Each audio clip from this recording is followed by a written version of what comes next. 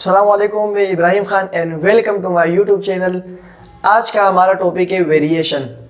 Variation को पढ़ने से पहले इसका एक लिंक होता है रेशो से। वेरिएशन दरअसल कहते हैं कि आप अगर किसी एक चीज़ में चेंजिंग करते हैं तो उसके बिहाफ पर दूसरे चीज़ में क्या चेंजिंग होती है, इसे हम वेरिएशन कहते हैं, जिसे वेरी कहते हैं। लेकिन इस टॉपिक को हम थोड़ा सा बाद में देखेंगे। इस टॉपिक में सबसे पहले टॉपिक आता है रेशो, कि अगर एक वैल्यू से दूसरी वैल्यू में चेंज तो होती है, लेकिन इन दोनों के वैल्यू में रिलेशन क्या होता है, आज हम वो पढ़ेंगे। रेशो सबसे पहला हम पढ़ेंगे रेशो।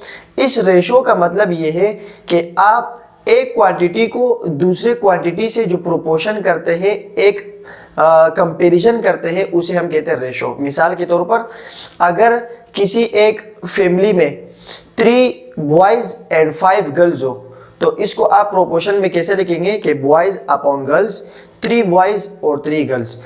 इस तरह इसको प्रोपोर्शन कहा जाता है। प्रोपोर्शन में हम डिनोट करते हैं एक क्वांटिटी और दूसरी क्वांटिटी को, दो क्वांटिटी को हम कंपैरिजन करते हैं। कंपैरिजन में 1 और 2 क्वांटिटी, ये जो दो डॉट आपको नजर आ रहे हैं इसको दरअसल कहते हैं रेशो। मीन्स के ए रेशो बी, आप इसको रेशो ए से भी लिख सकते हैं। डिवाइड को कहते हैं रेशो, अपॉन को उसे रेशो कहा जाता है। ऊपर वाले नोमिनेटर को जो आमतौर पर नोमिनेटर कहा जाता है, लेकिन वेरिएशन के टॉपिक में इसे हम कहते हैं एंटीसीडेंट, और बी वाली डिनोमिनेटर को कहते हैं हम कंसीक्वेंट। तो ऊपर वाली वैल्यू को एंटीसीडेंट और नीचे वाली को कंसीक्वेंट। अब मान लो कि मैं कहता हूं आपके पास 3 ब्लैक पेन है और 4 ब्लू पेन है, तो इसको रेशो में कैसे लिखेंगे कि 3 और 4, दो पेन का हमने कंपैरिजन किया, उसका रेशो निकाला तो 3 और 4 आया, 3 ब्लैक और 4 ब्लू। तो इस तरह ये आपके पास कंपैरिजन कहलाता है। अब इसमें आपके पास अगर कोई वैल्यू आ जाए, आपसे कोई कहे कि आप इन दोनों वैल्यू का कंपैरिजन करें, तो उसकी कोई यूनिट नहीं होती, क्योंकि कंपैरिजन हमेशा दो सेम वैल्यू का कहा जाता है। जैसे अगर आपके पास कुछ सवाल आएंगे एग्जांपल में कि आपको बोलेंगे आप 70 केजी में और 35 केजी का कंपैरिजन करें, तो ये दोनों तो केजी में है। 70 को मैं न्यूमरेटर में, जिसे एंटीसीडेंट कहते हैं, और 35 को मैं यहाँ पर भी लिख सकता हूँ। अब अगर ये दोनों डिवाइड हो सकते हैं, लोएस्ट टर्म में आ सकते हैं, तो इसको हम कंपैरिजन कहते हैं। जैसे मिसाल के तौर पर अगर दो क्वांटिटीज का आप रेशो निकाल रहे, तो आप ऐसे तो नहीं बोलेंगे कि ऊपर 100 और नीचे 50। जितना आप कम कर सकते हैं उसे हम कहते हैं प्रोपोर्शन।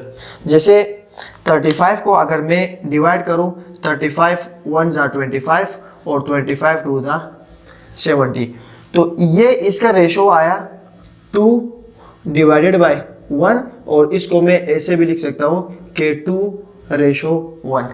मीन्स के 70 केजी और 35 केजी में 2:1 का डिफरेंस है। कैसे कि अगर इस 1 को मैं 35 से मल्टीप्लाई कर लूँ तो ये 35 आ जाएगा, और 2 को मैं 35 से मल्टीप्लाई कर लूँ तो 70 केजी आएगा। तो इस अल्फाज को बोलने के बजाय कि 70 केजी और 35 केजी, इन दोनों का डिफरेंस इतना है, तो इसको आसान करने के लिए ये प्रोपोर्शन यूज करते हैं, जिसे 2 डिवाइडेड बाय 1 आया, और हम ये कह सकते हैं कि पहले केजी में दूसरे केजी तक 1 रेशो का फर्क है। देखिए 1 रेशो का फर्क है, तो इसे कहते हैं रेशो। ये तो रेशो। अब इस रेशो के हम कुछ क्वेश्चन कर लेते हैं। जैसे आपके पास क्वेश्चन में कह रहा है कि आप